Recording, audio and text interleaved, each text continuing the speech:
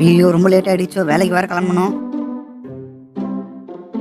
பாரு, மணி 8 ஆகுது, இன்னும் தூங்கிட்டு இருக்கான்.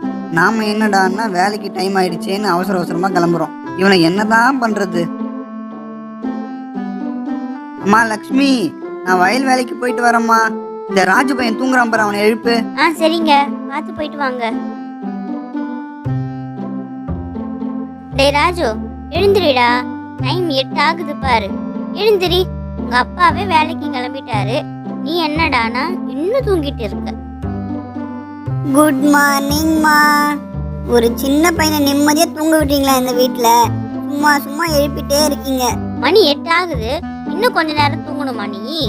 சரி சரி, தூங்கல. எப்பவும் எழுப்பும் போது ஒரு வேலை வச்சிருப்பீங்களே, இப்ப என்ன வேலை வச்சிருக்கீங்க எனக்கு? கரெக்டா சொன்ன. கடைக்கு போய் வாழைப்பழம் வாங்கிட்டு வா. அப்பாவுக்கு வாழைப்பழம்னா ரொம்ப பிடிக்கும், அதனால இன்னைக்கு நான் வாழைப்பழம் அல்வா செய்ய போறேன். ஐ, அல்வாவா? எனக்கு ரொம்ப பிடிக்குமே. ஆனா வாழைப்பழ அல்வா எப்படி இருக்கும்? சரி, வாங்கிட்டு வருவோம். அம்மா, எத்தனை பழம் வாங்கணும்? ஒரு 12 பழம் வாங்கிட்டு வாடா. சரிம்மா. டேய் ராஜு. என்னம்மா? டேய், இந்த சைக்கிள் ஓட்டும் போது கையை விட்டு ஓட்டுறது காலை விட்டு ஓட்டுறதுன்னு ஓட்டுன கையும் காலையும் உடைச்சிடுவேன், பாத்துக்கோ. சரிம்மா சரிம்மா, அப்படிலாம் ஓட்ட மாட்டேம்மா. பாய்மா. எப்பா, அதோ ஒரு பழக்கடை தெரியுதே. என்னடா ஏதோ பொடி பையன் வரான். அங்கிள், வாழைப்பழம்லாம் என்ன விலை? தம்பி, என்ன வாழைப்பழம் வேணுமா? நீ வந்திருக்க, வீட்டுல பெரியவங்க யாரும் வரலையா? ஏன், என்ன பார்த்தா பெரிய மனுஷன் மாதிரி தெரியலையா? எங்க வீட்டுல நான் தான் பெரிய மனுஷன். ஐயோ, நான் அப்படி கேட்கலப்பா. பார்க்க சின்ன பையனா இருக்கியே, சும்மா விசாரிச்சேன், அவ்வளவுதான். ஓகே ஓகே, வாழைப்பழம் என்ன விலை சொல்லுங்க. தம்பி, வாழைப்பழம் டசன் 100 ரூபாப்பா. உனக்கு எவ்வளோப்பா வேணும்? என்னது 100 ரூபாவா? ஒரு 20 ரூபா குறைச்சிட்டு 80 ரூபா போட்டு ஒரு டசன் கொடுங்க. ஆஹா, ஆளு பார்த்து தப்பா இடம் போட்டுட்டேனே. இவன் சின்ன பையனே இல்ல. என்ன சொன்னீங்க? ஒன்னும் இல்லப்பா, அதோ வாழைப்பழம் போட்டுருந்தேன்ப்பா. இந்தாங்க காசு.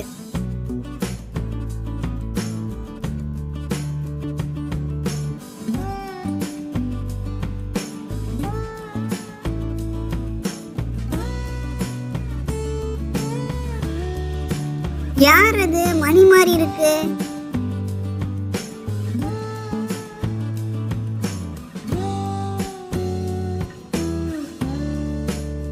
என்னடா மணி, இங்க உட்காந்துட்டு இருக்க?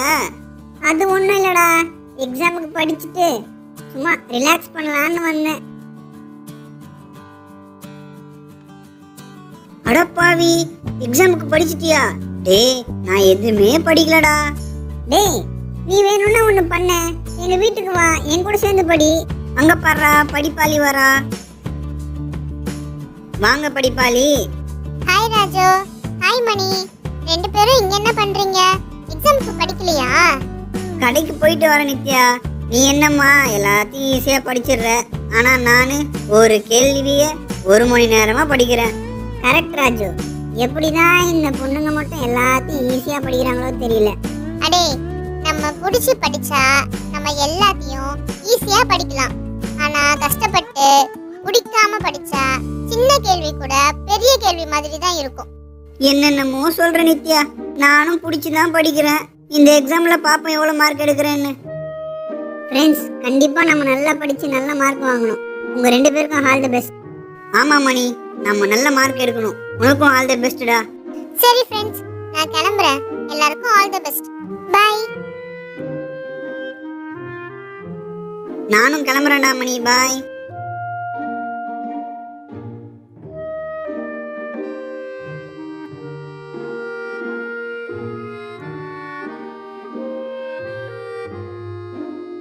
சும்மா கை விட்டு ஓட்டுவோம். ஐயோ ஐயோ, வண்டி வருது. அம்மா,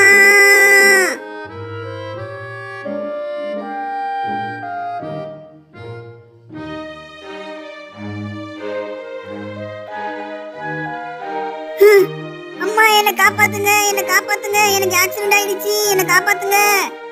அடே, என்னடா உளறிட்டு இருக்க? நீ நல்லதாண்டா இருக்க, ஆக்சிடென்ட் ஆயிடுச்சுன்னு கத்திட்டு இருக்க. ச்சே, எல்லாம் கனவா? அம்மா, காலையிலேயே ஆக்சிடென்ட் ஆகுற மாதிரி எனக்கு ஒரு கெட்ட கனவு. அதான் ரொம்ப பயந்துட்டேன். அதுக்கு தான் ரொம்ப நேரம் தூங்கக்கூடாதுன்னு சொல்றது. கேட்டியா நீ? இனிமே லேட்டா எழுந்திருப்ப. ஐயோ, இனிமே நான் லேட்டா எழுந்திருக்கவே மாட்டேன்.